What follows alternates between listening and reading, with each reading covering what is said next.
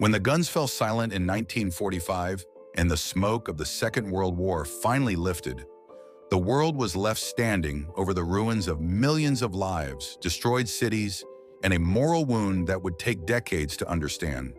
The Allied powers had promised justice for the horrors committed by the Nazi leadership, and that promise led to the creation of the Nuremberg Trials, a legal process the world had never seen before.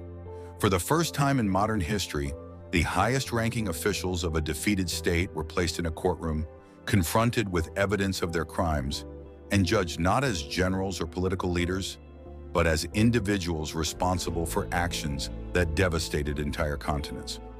What followed after their sentencing, however, is a chapter few discuss in detail, because the executions that were meant to symbolize justice became infamous for an entirely different reason. The plan was simple. 10 senior Nazi officials were sentenced to death by hanging. Hermann Göring, Wilhelm Keitel, Alfred Jodl, Joachim von Ribbentrop, and several others who had played major roles in the Nazi war machine were to face the consequences of their decisions. The world expected a clean and dignified procedure, carried out by trained American military personnel following strict guidelines. Hanging, after all, was supposed to be a quick method of execution when done correctly. The condemned individual would stand on a platform, the trap door would open, the body would drop through the floor, and the sudden snap of the neck would lead to immediate unconsciousness and rapid death. But what the world expected from the Nuremberg hangings and what happened on the morning of October the 16th, 1946 were very different things. Even before the executions took place, complications began. The most dramatic came from Hermann Göring, the highest-ranking surviving Nazi official. Once head of the Luftwaffe and one of Hitler's earliest companions, Göring had been sentenced to die with the others, but he refused to allow the Allies the final word.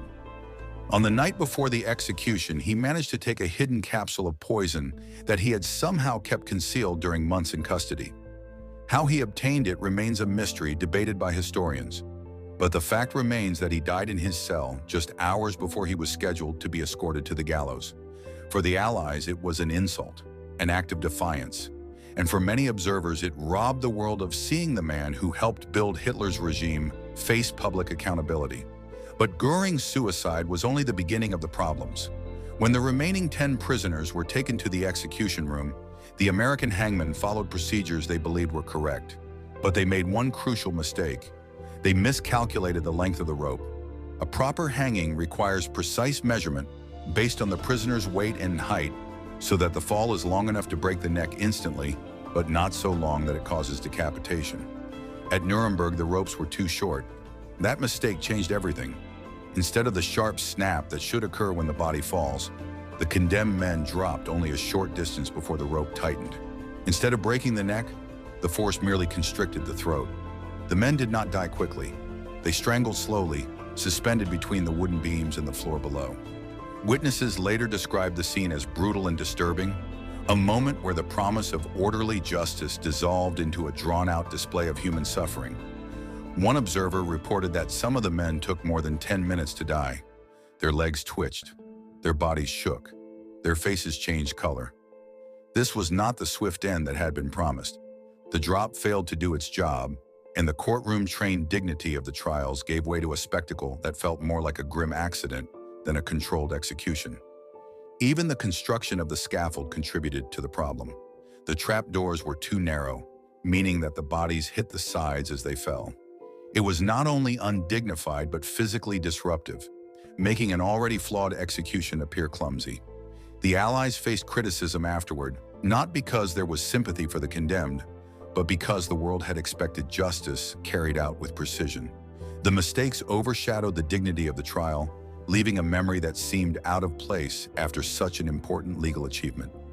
Journalists, military observers, and even some Allied officials admitted privately that the hangings were a mess. Instead of showing the efficiency of Allied justice, the scene left the impression of chaos and unpreparedness. Before the execution day arrived, every prisoner had tried to avoid the death sentence through appeals or requests for special treatment. Their lawyers pleaded with the Allied authorities, arguing that the condemned men should be allowed to die by firing squad rather than by hanging. A firing squad had long been considered a soldier's death, and carried a sense of military honor that hanging did not. The Nazi defendants claimed that although they had been found guilty of war crimes, they had served as officers and deserved to be executed like soldiers. It was a desperate argument, but they clung to it. Their lawyers sent letters to Washington, London, Paris, and Moscow asking the Allied governments to reconsider. They hoped for a last-minute change, a gesture of mercy, or at least a more dignified end. But the Allies remained firm. They refused every request. They had already agreed that these men had committed crimes far beyond those of ordinary combatants, and therefore did not deserve the honor of a military execution. Hanging, the Allies argued, was appropriate because it symbolized punishment for criminals rather than soldiers. The request for a firing squad was denied at every level, and no amount of pleading changed the decision. In the final hours before the executions, some of the condemned men spoke with chaplains, others wrote letters to their families, and a few attempted to maintain a sense of pride. But none openly begged for mercy. Their pleas came through legal channels, through lawyers and diplomats, not through personal appeals on the scaffold. Whether this was due to dignity, fear, stubbornness, or a refusal to give the Allies emotional satisfaction remains unclear. Some prisoners showed signs of resignation, others attempted to uphold the last performance of confidence, but none cried out or publicly pleaded at the final moment. It is important to understand the human atmosphere of those hours. The Allies who organized the executions were aware they were participating in a historic moment. They had prepared for weeks, yet the errors in planning created a striking contrast between intention and outcome. The Nuremberg Trials were meant to show that justice could be delivered through law rather than revenge, that even the worst criminals would be judged fairly. But on the scaffold, the flaws of human planning inserted themselves into the story. The image of justice became mixed with the image of suffering, and observers were left with a memory that did not match the ideals the trials had represented. Looking back, the botched executions did not change the verdicts, nor did they affect the moral clarity of the charges that had been proven.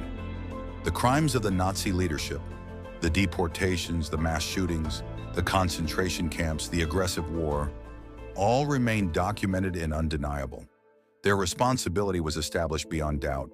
But the final scene, the moment the world expected to be a clean conclusion to a monumental trial, instead became complicated by human error. The method, not the message, created controversy. In the decades that followed, the Nuremberg executions were studied by historians, military officials, and legal experts who pointed out the technical mistakes that caused the slow deaths. They debated whether inexperienced personnel should have been allowed to perform such a significant task.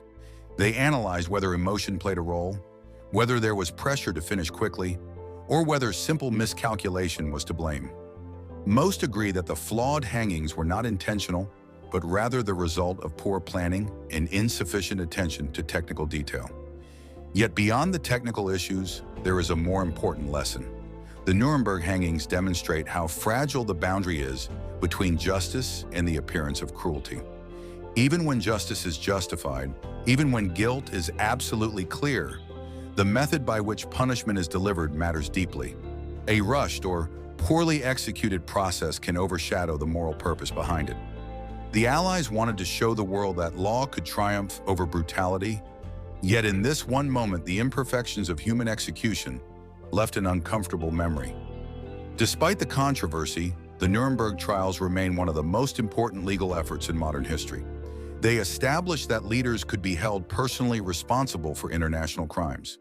They created legal definitions that continue to shape modern war crime tribunals. They provided a historical record that stands against denial and distortion. But the final part of the story, the hangings themselves, carries a reminder that justice in the real world is never perfect. It is shaped by human decisions, human limitations, and human errors.